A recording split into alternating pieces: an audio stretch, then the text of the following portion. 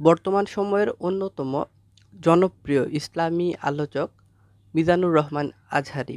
মিজানুর রহমান আজহারী তার verified Facebook পেজে হজরত শাহজালাল আন্তর্জাতিক বিমানবন্দরের কার্গো ভিলেজে যে অগ্নিকাণ্ডের ঘটনা ঘটেছে সেই ঘটনার পরিপ্রেক্ষিতে একখানা ফেসবুক পোস্ট দিয়েছেন।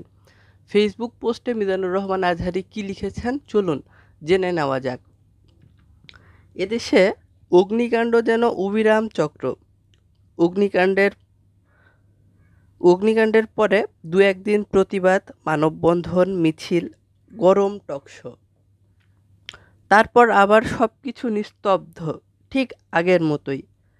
অগ্নিকাণ্ডের পর শোক, তারপর সেই চিরচেনা নীরবতা।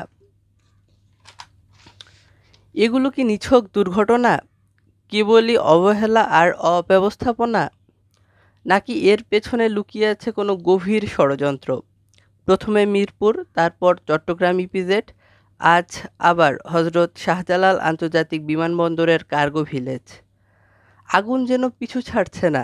এদেশের অর্থনৈতিক কাঠামো ভেঙে ফেলার চেষ্টা চলছে কি, প্রশ্ন রেখেছেন মিজানুর রহমান আজহারী।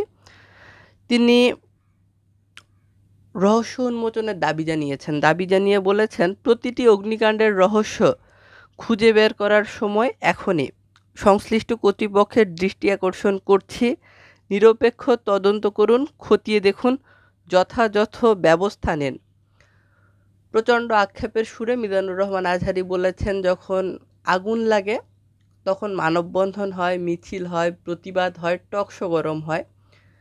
দুদিন পরেই আবার সেই নিস্তব্ধতা, চিরচেনা নীরবতা। আগুন যে লাগানো হচ্ছে এগুলা কি অব্যবস্থাপনা, গাফিলতি, দুর্ঘটনা, নাকি এর পেছনে কোনো ষড়যন্ত্র আছে?